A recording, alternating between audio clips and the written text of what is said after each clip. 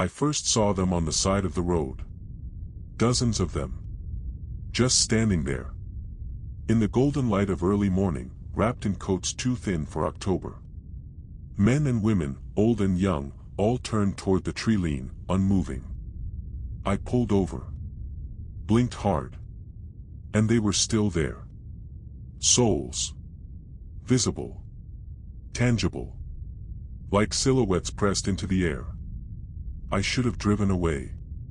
But instead, I followed them. I was on my way to the funeral. My father's. He died 3 days earlier, in a small town called Elder's Hollow nestled along the edge of the Pennsylvania woods. I hadn't spoken to him in 4 years. His obituary was mailed to me. Mailed. Who the hell even does that anymore? No call.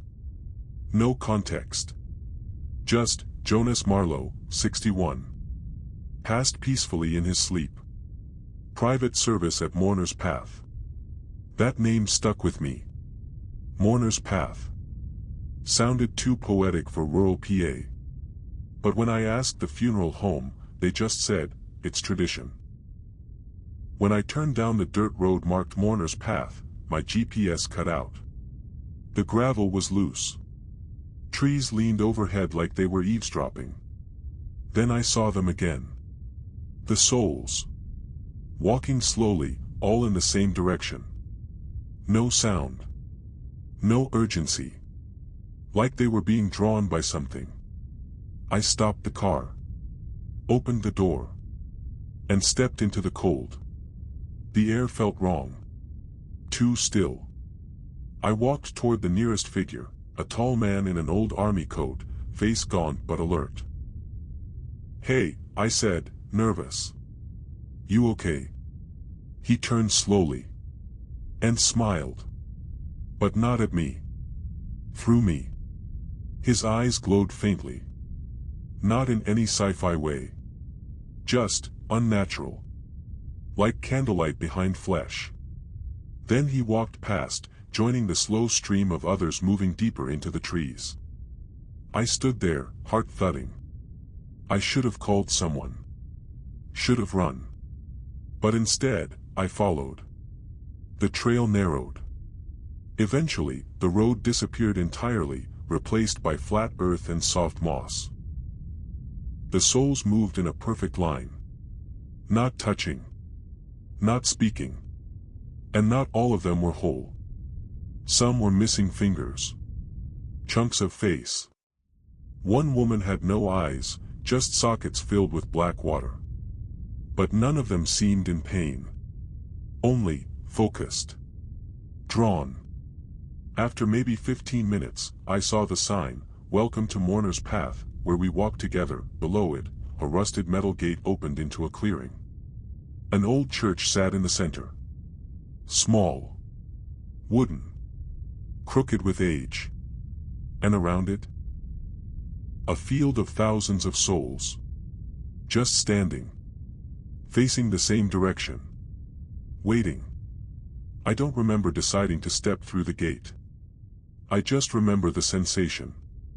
Like stepping into warm water, instant disorientation, skin pressure, the smell of earth and oil and something sweet and rotting. Then I heard the voices. Not out loud. In my chest. "You're late, Eli." I froze.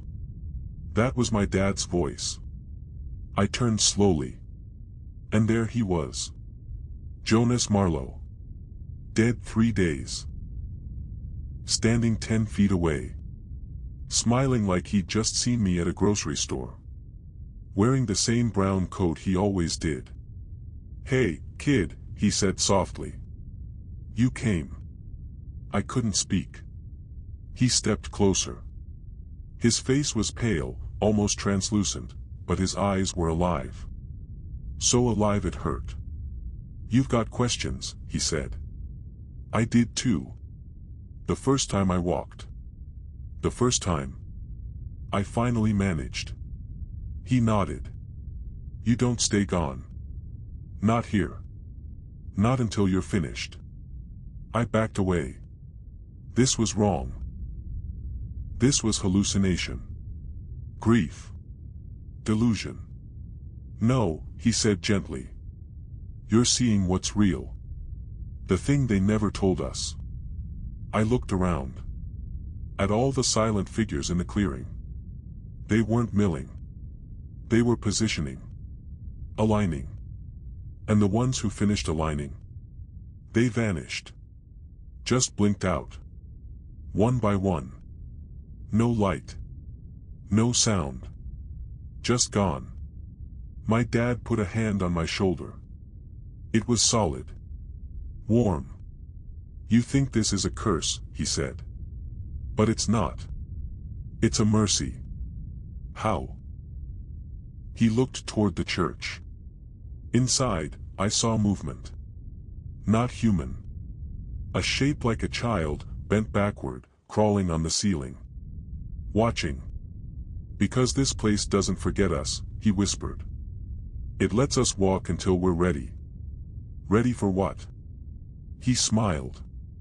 To disappear. Properly. And then, he turned. And walked away. Into the field. Joining the others.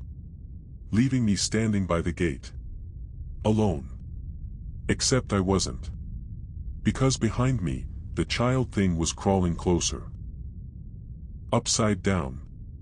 Limbs cracking with each jerk. And it was whispering, "Mourner, you see now."